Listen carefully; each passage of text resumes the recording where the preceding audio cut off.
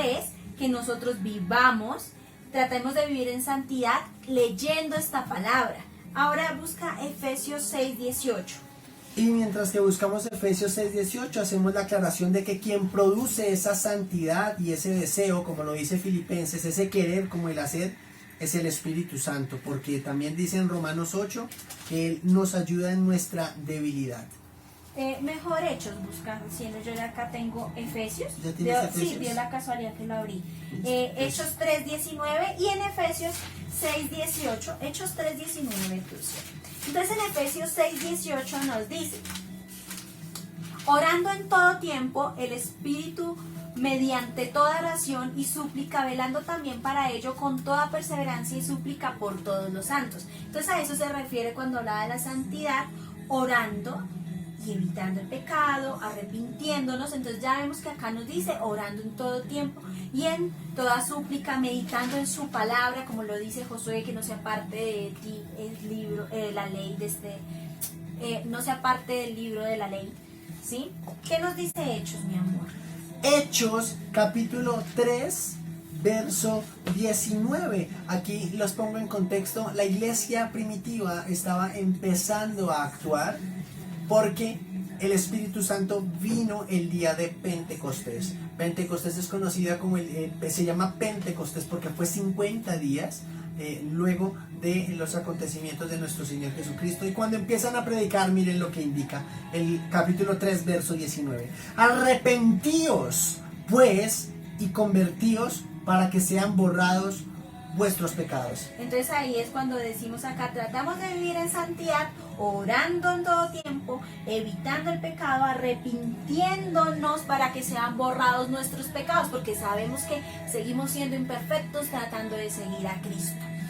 Por favor, ayúdame con 1 Corintios, capítulo 10, versículo 12. Listo, vamos a buscar 1 Corintios 10, 12, ¿cierto? Exacto.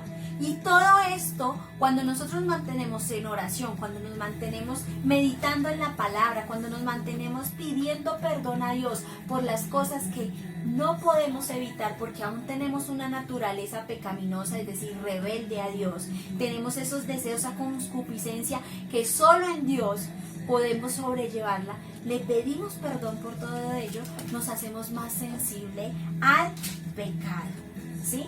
Y eso nos lo refiere acá en 1 Corintios, capítulo 10. Listo, vamos. Sí. Capítulo 10, 12. ¿Qué dice, cielo?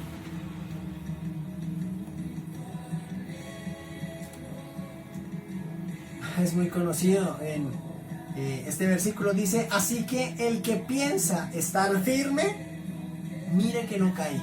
Y así vive un cristiano, siempre acogido a Dios.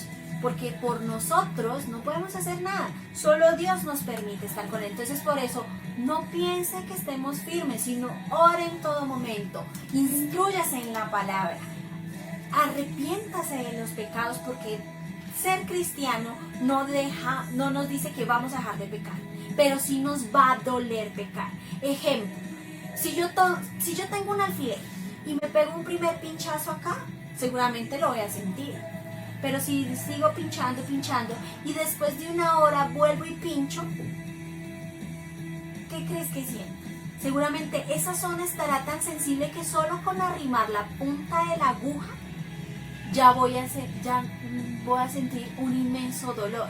Eso mismo pasa cuando uno medita en la palabra.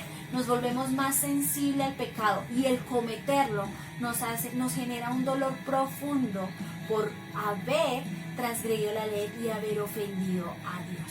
Eso no pasa con una persona que está alejada de Dios, porque no ve que lo que esté haciendo sea un pecado, sea irreverencia hacia Dios. No le va a doler, se va a insensibilizar del pecado. Alejarnos de Dios y su palabra nos insensibiliza a pecar y no nos duele revelarnos a Dios. 1 Timoteo 4:2. Antes de continuar con Timoteo, quisiera añadir 2 versículos más en donde indica que el evangelio es llamar al arrepentimiento, porque la ley de Dios es justa, santa y perfecta, y nos quiere rescatar de la muerte a través de la obra de Cristo. Entonces ya lo leímos en Hechos, que fue el que leímos ahorita, y estaba revisando Mateo capítulo 3, verso 8, en donde dice, dad pues frutos dignos de arrepentimiento, que fue con lo que inició la predicación Juan el Bautista, y también las palabras con las que Cristo inició su predicación en Mateo 4:17, diciendo, desde entonces comenzó Jesús a predicar y a decir, arrepentíos porque el reino de los cielos se ha acercado. Segunda de Timoteo, ¿qué? Primera Timoteo 4:2. Entonces, una persona que nosotros orando, meditando, y todo es como el alfiler. Nos hacemos con cada vez que nos unimos más a Dios y a la palabra, nos hacemos más sensible al pecado. Por eso pecar nos duele, no nos hace sentir bien como personas. Es inevitable, sí, y tratamos de vivir una vida conforme a Cristo también. Pero solo Dios puede ayudarnos en este camino sabiendo que nos duele. A diferencia de una persona que se aleja de Dios y que se insensibiliza al pecado. Primera de Timoteo 4, 2. verso 2. Por hipocresía de mentirosos que han sido cauterizados en su misma conciencia. ¿Sí continúo? En su misma conciencia. Entonces, si se dan cuenta, por la hipocresía de mentirosos, personas que no piensan que necesitan a Dios, que piensan que están correctos en sus pensamientos, que no creen que van a estar dentro del juicio de Dios, porque yo no he matado a nadie, no he hecho nada malo, pero ya nos dimos cuenta que todos entramos bajo el juicio de Dios. Pero ¿qué pasa? Al alejarse de Dios y al cometer una y otra vez el pecado, su conciencia se cauteriza para estar insensible a la palabra de Dios y para rebelarse cada vez más a Él. Aclaro un poco sobre el contexto de Primera de Timoteo, capítulo 4. Está hablando sobre las doctrinas falsas que van a haber en los tiempos del fin y que la conciencia de aquellas personas va a estar cauterizada para predicar herejías que van en contra de la palabra de Dios. Y se nota que son herejías porque no están relacionadas para nada con el objetivo que Dios tiene aquí, que no es ni dinero, ni poder, ni reconocimiento, sino, como ya lo vimos, es arrepentimiento, cosa que es muy distinta. Porque así comenzó Jesús a predicar, por arrepentimiento. Y todo esto lo hizo gratuitamente. Nadie te puede cobrar por acercarte a Dios, porque Dios los hizo gratis y eso se llama gracia. Entonces, para concluir este tema y este estudio sobre el pecado, quiero decir, finalmente lo hacemos por amor a quien nos salvó. ¿Me ayudas con Mateo 22, 34, 40? No hacemos y no obedecemos a Dios por temor a ir a un infierno, por morir espiritualmente, ni por una vida eterna en sí, sino por amor a Dios, porque cuando pecamos, a nosotros que hemos aceptado a Cristo y que creemos en su sacrificio, nos duele, porque nos duele ofender a quien amamos. Mateo 22, capítulo 22, 34, 40. Pero cuando los fariseos oyeron que había hecho callar a los saduceos, se reunieron en común acuerdo, y uno de ellos, experto de la ley, preguntó para tentarlo: Maestro, ¿cuál es el gran mandamiento de la ley?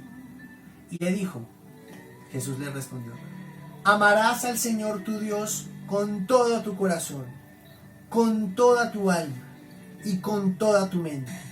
Este es el primero y gran mandamiento, y el segundo es semejante a este: amarás a tu prójimo como a ti mismo.